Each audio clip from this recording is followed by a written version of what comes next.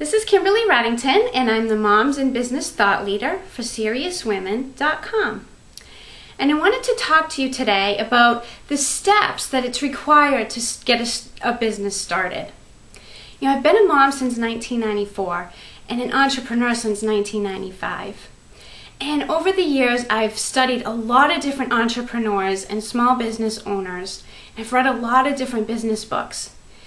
I wanted to really get into the minds of what other entrepreneurs were doing to get started and growing their business. And I've learned so many things over the years. And I wanted to be able to share all that knowledge with other people because I really just love the freedom and the flexibility that I have in my lifestyle by being an entrepreneur and being my own boss and just really being able to work when I want to. And so what I did was I developed the 5-step Mompreneur business success formula. And what this formula does is it really just breaks down the steps of how to start a business. So many people come up with these great business ideas, but then they're just not sure where to take those ideas, what to do next.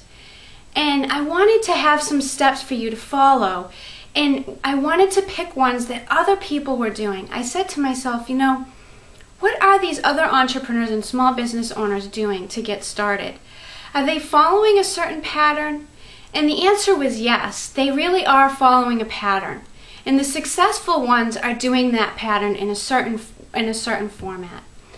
And so the 5 steps that I want to talk to you about is step number 1, getting to know yourself.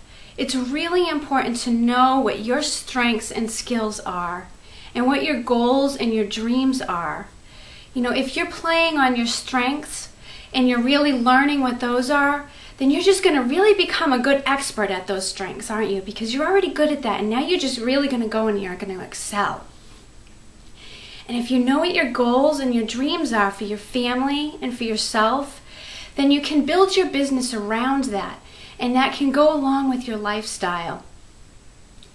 And then once you get to know what you're really all about, that brings you to step 2, which is research and develop your ideas. You really want to research what other people are doing with your skills and strengths.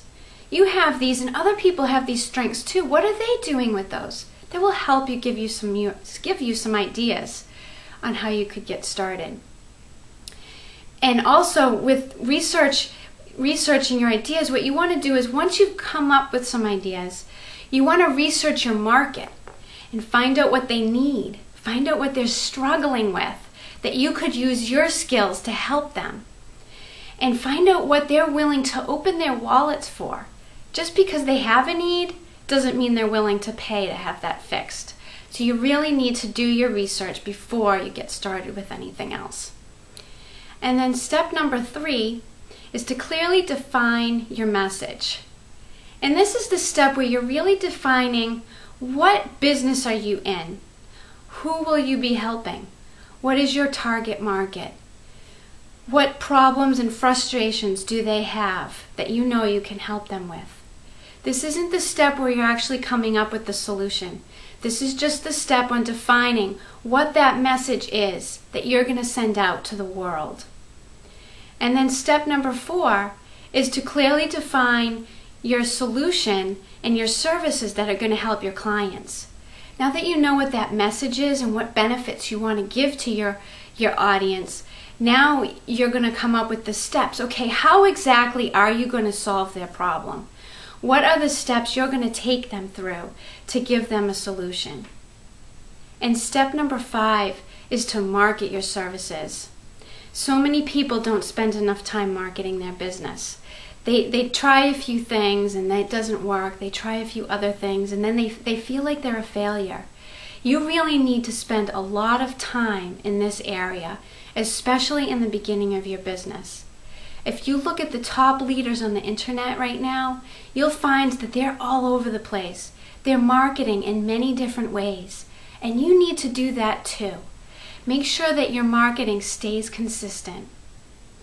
If you want more information on these steps and how to take them and build your own business and grow and execute this plan, then please visit my website at seriouswomen.com. Until next time, I am dedicated to your success.